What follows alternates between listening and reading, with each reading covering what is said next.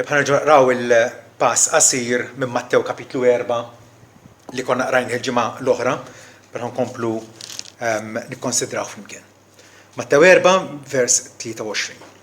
U Ġesu mar idur fil-Galilija kollha jgħallem fis-sinagogi tagħhom u jipproklama l-Evanġelu tas-saltna u jikkura kull mard u kull debolizza fost in-nies. U r-rapport dwaru nfirex mas-Sirja kollha u ġabulu l-dawk kollha li kellhom xi invalidità, afflitti minn mart u ġihad varji, u l-indemonjati u l-epilettiċi u l-paralitiċi u kurhom. U segwewh folo l-kbar mill-Galilija u d-Dekapoli u Ġerusalem u l-Ġudea u r-reġjun lin mill-Ġordan. Missiera Smawiet nitolbuk biex tbierak għarruħna il-qari tal-kelma tiegħek inti kmandajt li kelmtek tinqara fil-pubbliku, tinqara privatament, sabiex bekk aħna nistanu fit-tarif tiegħek u narfu t-tiba tiegħek, naffermaw il-fedeltà tiegħek lejna, u kol mulej li nifmu aktar u aktar l-għanijiet għarfa tiegħek lejna, lejn l-uliet li inti oġbok tadotta fil-familja tiegħek. Nitlobuk għalhekk mulej biex tagħtina fehma tajba fil-wejx li se nisimgħu tal-waqt biex bekk aħna nkomplu miexja lejn Sion temm fuq, lejn il-belt li inti preparajt għal dawk li ħobbuk. Amen. F'silta qasira naqraw kliem bħal jikkura, mart, debolizza, invalidità, afflitti u ġihad, epilettiċi, paralitiċi. Qegħdin ngħixu f'dinja ta' mart u ta' tbatija, vera? Missirietna mhux mingħajr raġuni kien jgħidu li dinja wiet ta' dmuħ. Wiet ta' dmuħ. Il-realtà tal-tbatija, tal-mart, anke kultant minn ċkunitna rridu naffaċċjaw u nikkumbattu kontra diversi uġieħ oħrajn aktar ma' ħadd ieħor, però il-mart huwa prattikament il-wirt li aħna rċivejna mingħand Adam. Mingħand missierna Adam mhuwiex l-agħar wirt, rċivejna l-dnub oriġinali, l-ħtija tniġġis li bih aħna niġu fid-dinja, però il-mart juri huwa indikazzjoni li din id-dinja u aħna il-bnedmin maħniex kif ħalaqna Alla oriġinarjament. U Alla mill-bidu meta Adam kiel mill-frotta projbita għallu li d-dinja xewku li ħadd nibbitlek u inti tiekol ħaxix tarraba, baraq wiċċek tiekol il-ħobb sakemm terġa' tmur l-art, għax mill-art int kont maħud trappi intu trapp terġa' tmur. Alla fil-ġudizzju tiegħu wkoll ridna nkunu realistiċi issa, realistiċi li qegħdin ngħixu f'dinja li hija anormali, mhijiex normali. Mhijiex normali.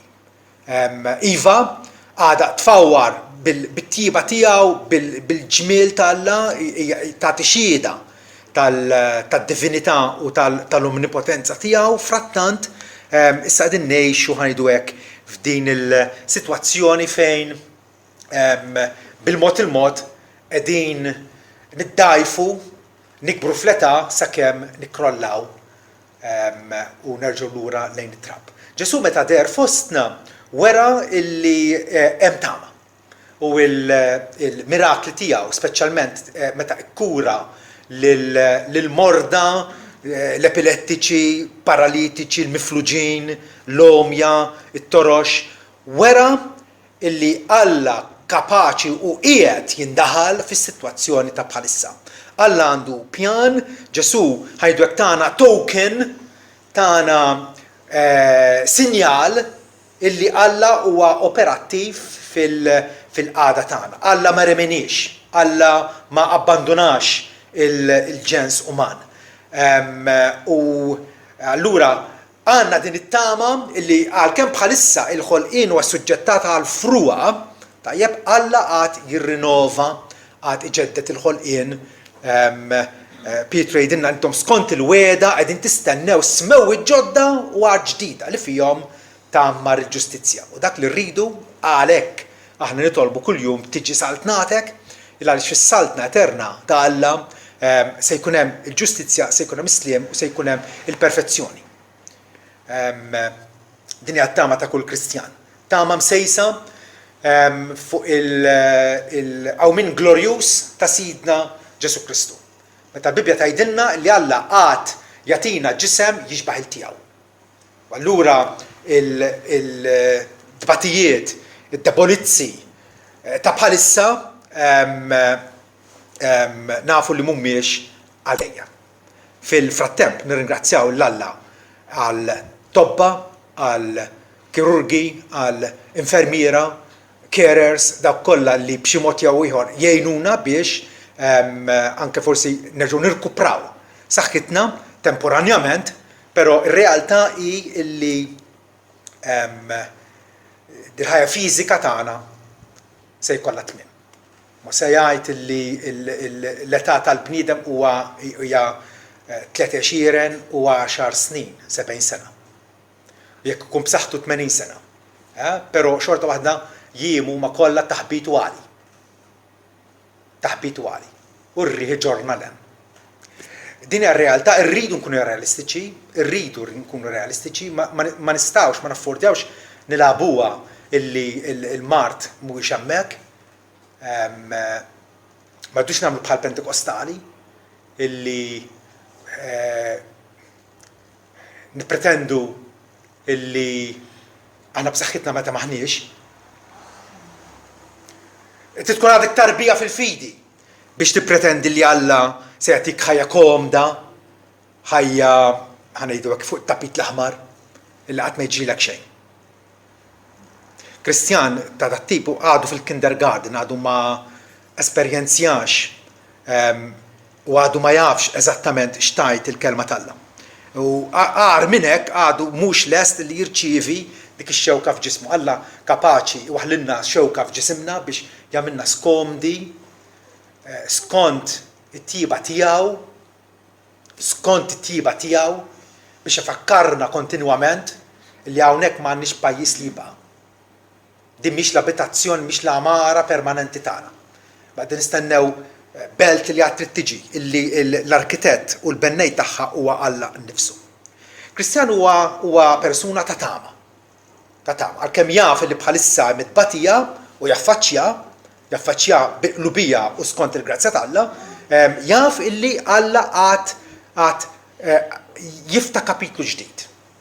U għad idaħħalna f'realtà illi bħalissa rajna dwara, smajna dwara, però għada mhijiex realtà. Fir-realtà il-servi kbar tal-Alla, dawk il-nies li ta' bilħaq servew l-Alla b'mod aċċettabbli, issibhom li jħaddnu t-teoloġija crucis, it-teoloġija tas-salib. It-teoloġija tas-salib. U fl-istess ħin għandhom it-tama tal-glorja. Ipoġġu qudiemhom bħalma Ġesu għalinna f'din id-dinja se ikolkom l-afflizzjoni, però għaw qalbkom għax jien elekt id-dinja. U allura il-tama, il-nota tal-vittorja qiegħda hemmhekk u qatt ma nistgħu ninsewha. Fil-frattemp Ġesu bħalissa jgħidilna erfgħu s-salib. Erfgħu s-salib. Jekk xi ħadd irid jiġi warajja, irid l-ewwel nett jerfa' s-salib tiegħu, jiġħad lihu nnifsu imbagħad isegwini. U allura narfu li la darba Alla missierna, Alla l-omnipotenti, jaf kif għandu jittratta magħna individwalment u skont il-ħtiġijiet tagħna, rridu nkunu sottomessi biżżejjed illi narfu x'nagħmlu bil-mart tagħna. X'nagħmlu bil-mart tagħna. L-aħjar x'għandi nagħmel bil-mart tiegħi hija illi nifhem x'rid jgħid l-Apostlu Pawlu fil-Filippin kapitlu 3 vers 10.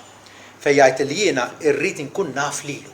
Daw ħaġa l-ewwel tir, l-ewwel skop ta' ħajtu kien illi rrid insir naf aħjar lil Sidna Ġesu Kristu. Irrid nersaq aktar lejh biex ngħix fih u fiha. Illi nsiru aktar ħbieb intimi flimkien, inkun naf lilu u s-seta tar-reżurrezzjoni tiegħu. is-seta tal-qawmien ta' Kristu illi qiegħda taħdem fina li bija kapaċi nelbu d-dnub, kapaċi nelbu il-ħażen. U wkoll ix-xirka fis-sofferenzi tiegħu. Iżajja jpenġih il-Ġesu bħala raġel tal-għali mitla ta' tbatija. Mitla ta' tbatija. Ġesu meta ra lill-morda ħenna lihom. Aġixxa favur tagħhom. Fejjahom. U allura l-istess sidna Ġesu qiegħed isejħilna biex aħna nixxierku, biex aħna nipparteċipaw fis-sofferenzi tiegħu. Is-sofferenzi tiegħu li ovvjament il-climax tagħhom intlaħaq fuq is-salib tal-Kalvarju meta ta' ħajtu bħala fidwa għal midinbin. Hemmhekk nibdew nifhmu t-tbatija tagħna. Hemmhekk nibdew nifhmu aħjar f'dawl ġdid xi tfisser t-tbatija tagħna. T-tbatija tagħna kultant meta għaddejjin minnha milqutin minn xi marda, mixxurin fis-sodda, dgħajfin ngħidu xi skop hemm. Hemm skop. Ħares l-essar ta' Kristu tibda tifhem l-iskop ta' tbatijiet. Kristu ma miċ xejn. Bil-mewt tiegħu Kristu rebaħ għalih poplu innumerabbli vera. U Alla sapjenti, Alla ta' erf li ma bħalu kapaċi illi anke fil-mart tagħna jilħaq l-għanijiet tajba tiegħu. U allura ħansaqsu mistoqsija. X'azzjoni imissek tieħu meta tintlaqat minn marda? X'azzjoni? Kif għandek titratta mal-mart tiegħek? Kif għandek tħares lejh? Naħseb hija mistoqsija relevanti ħafna il għaliex kif għadna xi darba oħra u forsi wkoll bħalissa. Ilna għaddejjin minn din il-qagħda ta' djufija u allura tajjeb li aħna jkollna tweġiba biblika għal din il-realtà. L-ewwel nett, rridu nirrealizzaw li Alla kapaċi fis-sovranità għarfa u twajba tiegħu illi jinqeda anke bil-mart tagħna. Jinqeda anke bil-mart tagħna sabiex isebbaħ lihu nnifsu u dak il-mart jaħdmu għal ġid finali tagħna. Pawlu għandu sentenza famuża li supposta fuqha blamment illi Alla jaħdem kollox għal ġid għal dawk li jħobbuh, dawk li huma imsejħin skont il-għan tiegħu. Ġifieri qatt m'għandi nippermetti lil moħħi jikkonvinċini illi il-mart tiegħi huwa bla skop. Il-mart tiegħi ma fihx sinifikat. Illi hu f'xi dwejjaq ma nafx għalfejn, taf għalfejn. Alla kapaċi jaħdem il-mart tiegħek għal ġid finali tiegħek. Għal ġid finali tiegħek. Ta' bil-ħaq, nippreferi ma nkunx marit. Naħseb kulħadd jaqbel. Nippreferu ma nkunux morda, però irridu narfu il-modi jittalla huma ola minn tagħna. Daqskemm smewwiet huwa ola mill-art hekk traqati huma ola minn traqatkom u ħsibijieti differenti mill-ħsibijiet tagħna. Dana bħal meta għandek missier adult li jaf xofri l-ħajja, tajjeb lill-ibnu ħafna drabi jiddiżappuntaħ billi jew iċaħdu mill-ħaġa li jitolbu jew jagħtih xi ħaġa differenti. Tajjeb għaliex? Għax il-missier jifhem aktar. Ja sempliċi daqshekk. Il-missier jifhem aktar. Il-missier jaf. U li ben iċkejken ibnu għadu ma jafx. U allura nippreferu ma kux marit, imma jekk nimrat naf illi ola minn mart tiegħi hemm Alla li qiegħed jieħu ħsibi. Alla li qiegħed jittrasforma juża l-marda tiegħi għal glorja tiegħu u għal ġid spiritwali tiegħi. Dak bħal meta nitolbu iddaħħalniex fit-tiġrib. Ġesu stess għalilna, itolbu għadi, iddaħħalniex fit-tiġrib mulej. Iddaħħalniex fit-tiġrib. Però mbagħad mill-banda l-oħra ġagwi jgħidilna isuh bħala ferħ mill-akbar ħuti. Meta tinqabdu jew taqgħu f'diversi tiġrib. Ġifieri jekk jien issa il-mulej qed ngħidu mulej jien dajjef iddaħħalniex fit-tiġrib. Imma meta nsibruh fit-tiġrib ġagwi jgħidli ifraħ il għaliex dak it-tiġrib tajjeb kapaċi jibnilek il-karattru iżedqek aktar fis-sabar, jagħmlek aktar paċenzjuż, jarmak aktar biex kun kapaċi taffronta is-sitwazzjoni. Irridu nżommu f'moħħna illi kontrarju għal kif jisħu xi ħud mhuwiex veru illi Alla qatt ma jridna nimordu. Disal popolari llum. Qed tifhem? Issib ħafna jgħidulek illi Alla qatt ma jridek timrad. Qed tifhem?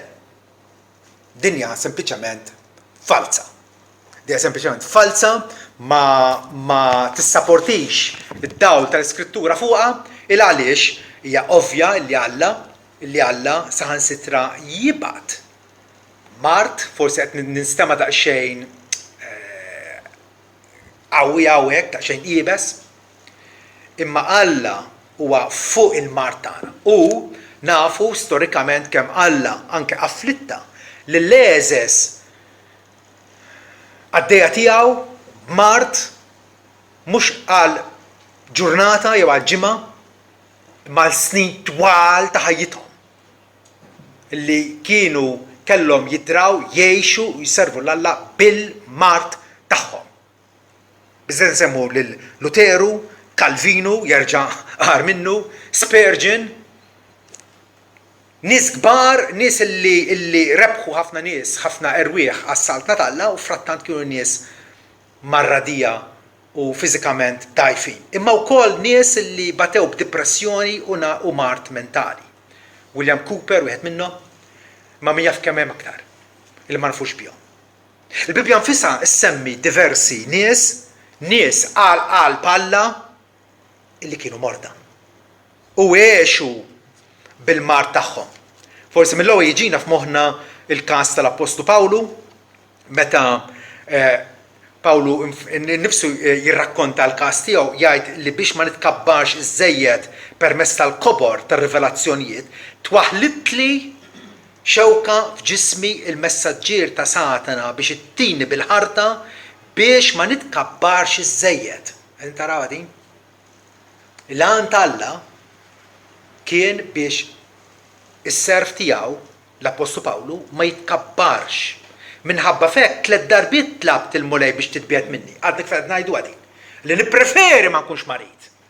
Nippreferi u allura hija xi ħaġa tajba u aċċettabbli aħna nitolbu lill-Alla biex ifejjaqna mill-mart tagħna. Pawlu talab 3 darbiet, imma l-mulej qallu l-grazzja tiegħi biżżejjed għalik għax is-seta tiegħi tidher kollha fin-nuqqas ta' saħtek.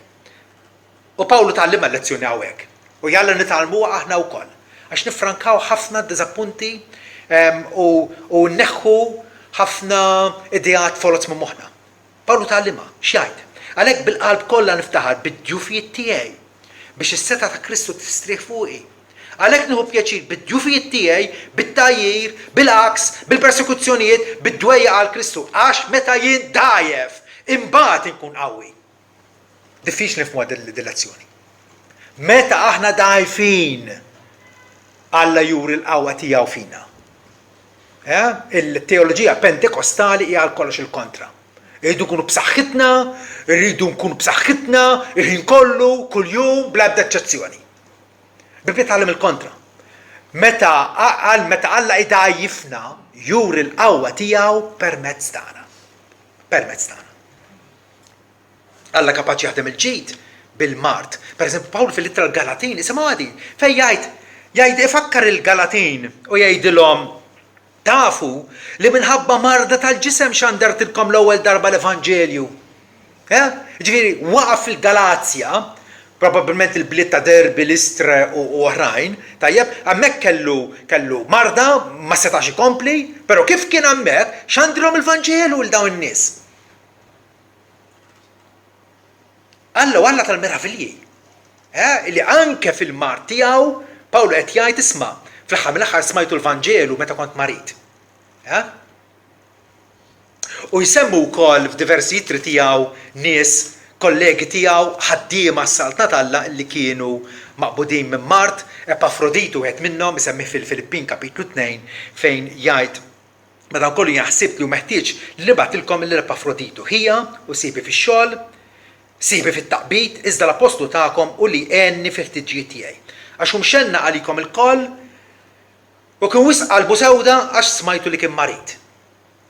Għax hu tassew kien marit u kien wasal biex imut. imma Alla ħenna għalih. U din hija proprjament il-metodu ġenerali tal-Alla lejna. Dana Epafroditu marat, kien kważi ħajmut, Alla ħenna għalih. U għalhekk aħna nitolbu għal xulxin biex Alla jfejjaqna. Alla difatti fejqu lill-Epafroditu, Alla ħenna għalih, u mhux biss għalih imma għalija wkoll biex ma jkollix għali fuq għali. Għalhekk battulkom iżjed bil-ħeġġa. Għandna raġel sieħeb Pawlu illi għamel żmien marid kien wasal xifer il-mewt, però Alla finalment fejju. Anke Timotju, il-kollega għażiż ta' Pawlu, Pawlu f'waħda mill-ittri tiegħu jgħidlu biex jixrob tikkambit u mhux ilma biss minħabba l-istonku tiegħek u l-mart ta' sikwit tiegħek. Timotju kien afflitt ġifieri mart rikorrenti li kull darba jaqa' għall-istess marda. Pawlu qed jagħtih parir biex jieħu ftit imbit l-imbit nafu illi għandu wkoll proprjetajiet terapeutiċi li kapaċi miżura aċċettabbli ikun ta' fejda għalina. Imma wkoll fl-aħħar ittra tiegħu Pawlu isemmi lil Erastus baqa' f'Korintu imma l-Trofimu ħallejtu Mileta marit. Seta' jfejqu Pawlu? Ma kienx flan Alla li fejqu. Pawlu kemm fejaq nies? Għajjem anke lill-Ewtiku mill-mewt, vera? Imma il-Trofimu ħallejtu Mileta marit. Ħafna drabi il-mart huwa fir-rieda tal-Alla għalina. U m'għandniex niddejqu, m'għandniex hija parti mir-realtà ta' ħajjitna. Alla ġieli jippermetti li nintlaqtu minn xi marda sabiex isservi ta' dixxilpina fuqna. Id-dixxilpina tal-Alla dejjem fejjieda u rridu narfu li Alla huwa missier twajjeb illi jaf kif għandu jitratta magħna. Alla ma għandux massa ta' nies illi qed jagħtihom l-istess trattament, le. Alla jafna bisimna, n-naċ tiegħi nafhom bisimhom, insejħilhom u ma jiġu warajja. X'inhi d-dixxilpina tal-Alla? D-dixxilpina tal-Alla hija meta aħna nkunu traskurati jew nkunu insejna l-impenn tagħna favur is-saltna tal-Alla. Jew nkunu qegħdin nitilqu mill-mogħdija tal-mulej. Alla kapaċi jiddixxiplinana. Bħalma ġenitur tal-affarijiet tiegħu kapaċi jimxi bl-aħrax ħansejħulek ma' wliedu biex jikkorreġihom. William Gurnall jgħid il-feriti mingħand Alla jfejquna. Il-bews tad-dnub joqtolna. Fiha x'tomod vera? Il-feriti mingħand Alla jfejquna. Il-bews tad-dnub joqtolna. Ħajja ikolli ħajja skomda taħt il-favur tal-Alla milli nkun b'saħħti u nar mis-saħħa imma mbagħad barra mill-grazzja tal-Alla. Dak il-ħin il-dixxilpina tal-Alla ma tidhirx pjaċevoli. Però bid-dixxilpina tal-Alla kapaċi nitgħallmu s-sabar, kapaċi nikbru fl-umiltà, nitgħallmu immilu fuqu, niddependu fuqu u fl-aħħar mill-aħħar kull afflizzjoni li Alla jibgħatilna tibnilna l-karattru jekk nilqawha bil-fidi, jekk narfu illi iva hemm lit moħbija tal-Alla f'din il-ħaġa. Jekk nilqawha bil-fidi u b'atteġġament xieraq.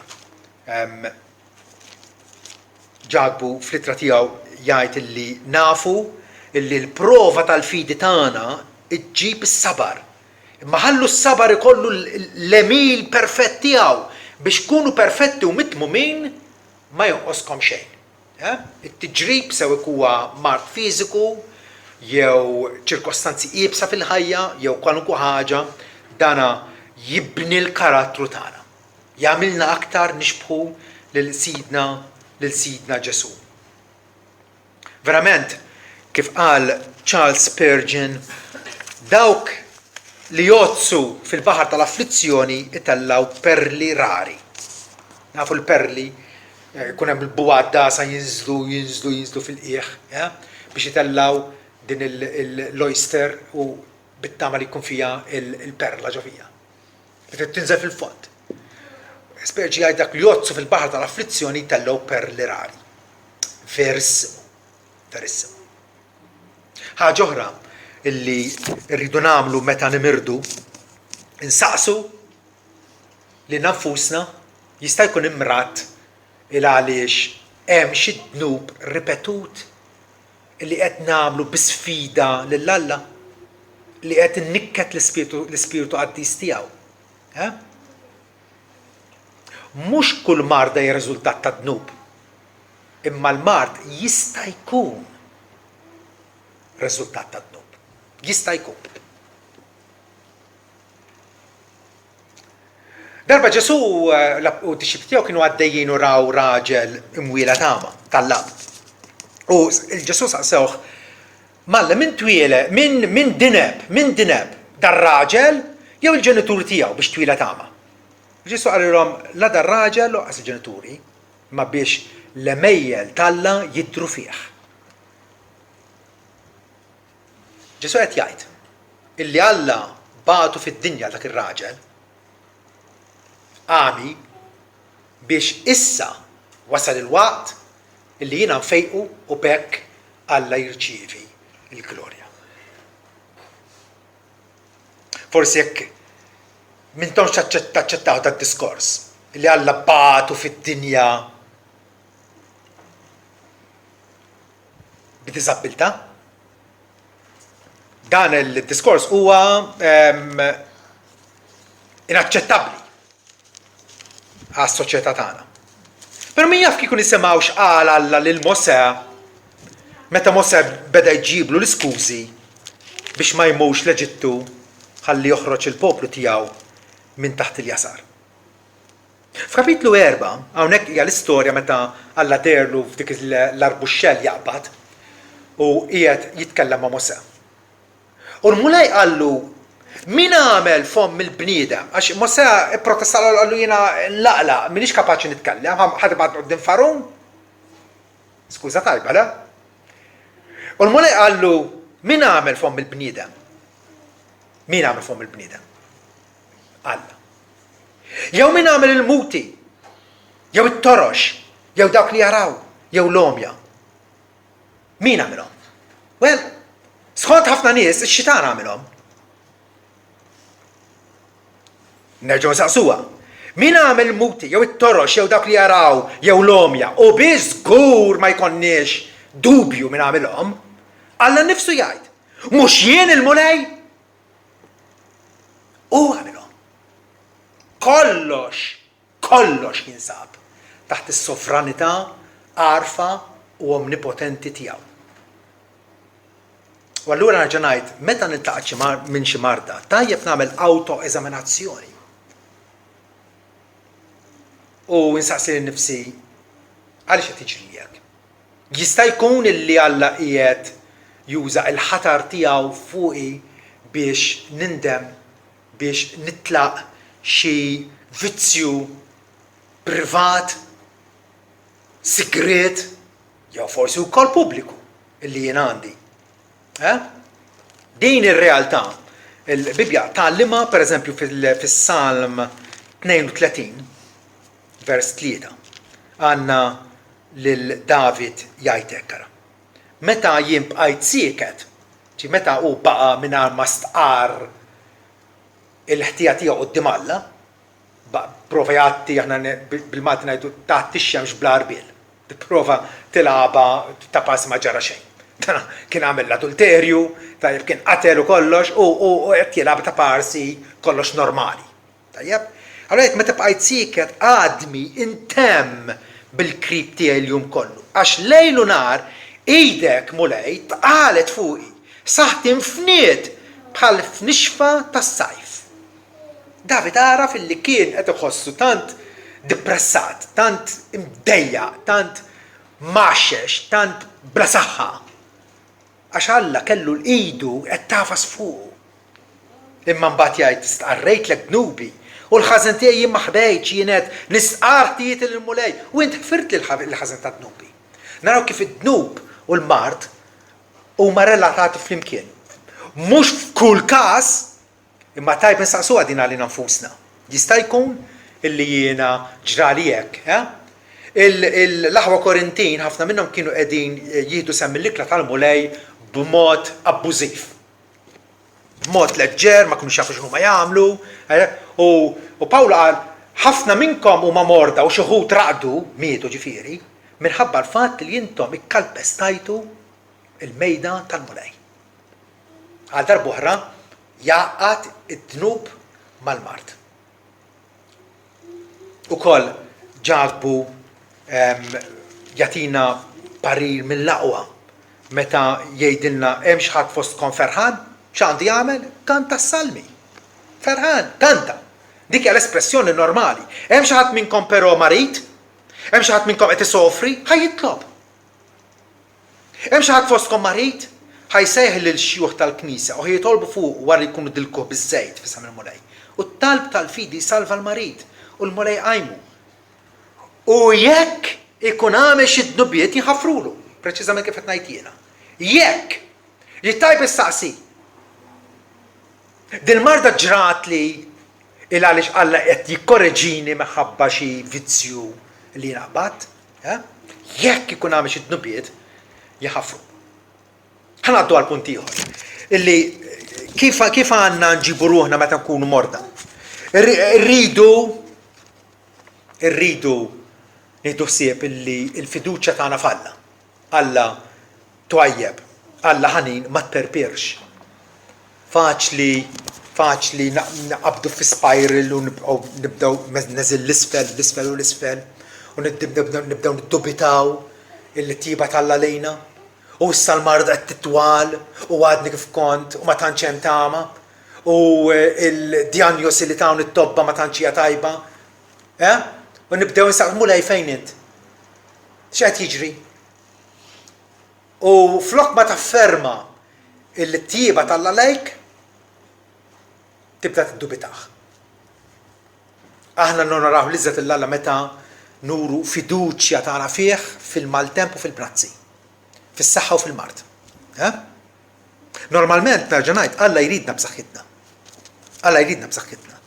Interessanti kif Ġwanni jibda t-tielet ittra tiegħu indirizzata lil Gajjus il-maħbub. Jgħidlu hekk ara maħbub, jien nitlob li f'kollox inti timxi tajjeb u li tkun b'saħħtek bħalma ruħek b'saħħitha. Interessanti kif jesprimi ruħ interessanti immens. Qed jgħidlu ruħek b'saħħitha. Naf li inti għandek il-maħfra Alla, li Alla hija taqazzek għal innifsu, ruħek mhix għal quddiem. Issa nitlob illi tkun f'saħħtek. Ġwanni mhux qed joħodha for granted illi Gajjus huwa b'saħħtu, imma tajb li nitolbu biex Alla iżomna b'saħħitna. Però meta ma nibqgħux b'saħħitna, hemmhekk ukoll jridu ngħidu Alla huwa tajjeb miegħi. Alla jaf x'inhu jagħmel. Alla huwa missieri, kien u jibqa' missieri. It-tieba tiegħu, l-imħabba tiegħu ma tiċċaqlax lejja. Jistgħu jiċċaqlqu l-muntanji, jista' titeżas l-art, imma l-imħabba tiegħi lejk jgħidilna Alla ma tiċċaqlax. Irridu naffermaw, irridu nikkonvinċu ruħna mit-tieba tal-Alla, mhux miċ-ċirkostanzi illi Alla jibgħatilna, imma mill-kelma tiegħu. Il-kelma tiegħu Alla jgħidilna illi jiena dejjem magħkom u ma nitlaqkomx. U kapaċi illi iwetta l-għan tajjeb tiegħu għalina. Alla jridna b'saħħitna, però l-omor tal-bniedem inevitabilment iġib miegħu ġufija u mart aktar ma nikbru, aktar jibdew jispontaw ġufijiet l-hawn u lin, vera? Jekk mhux f'idintek f'għajnejk, jekk mhux f'għajnejk f'żaqek, jew f'sieqek, qed tifhem. U bil-mod il-mod nibdew noqorbu l-xuħija imbagħad tafu x'jiġri. Għalkemm il-xuħija mi garantita lil ħadd mhux vera. Dan huwa l-proċess uman.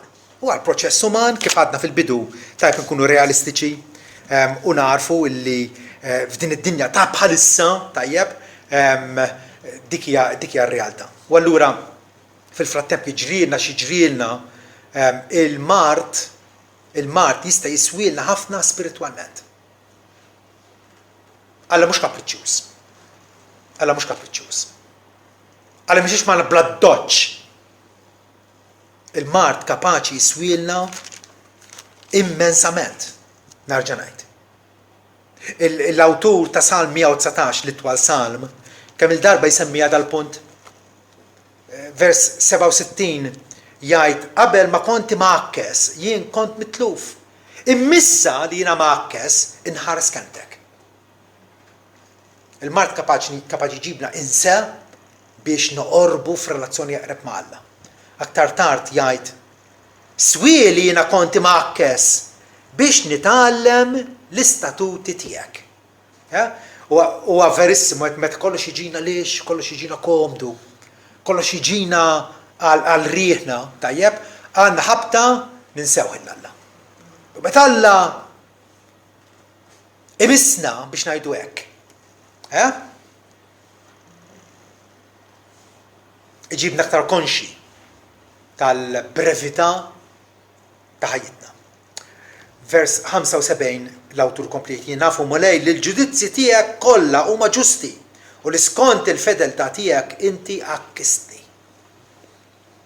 Inti afflittajtni, jista' jkun b'mart jew b'affarijiet oħra. Għaliex għamel hekk skont il-fedeltà tiegħek. Għax Alla huwa fidil, għax Alla ma jitlaqniex. Għax Alla tiġbdilna l-attenzjoni tagħna lejh. Finalment, meta nimirdu, x'għandna nagħmlu, irridu nitolbu biex Alla jfejjaqna skont ir-rieda tiegħu.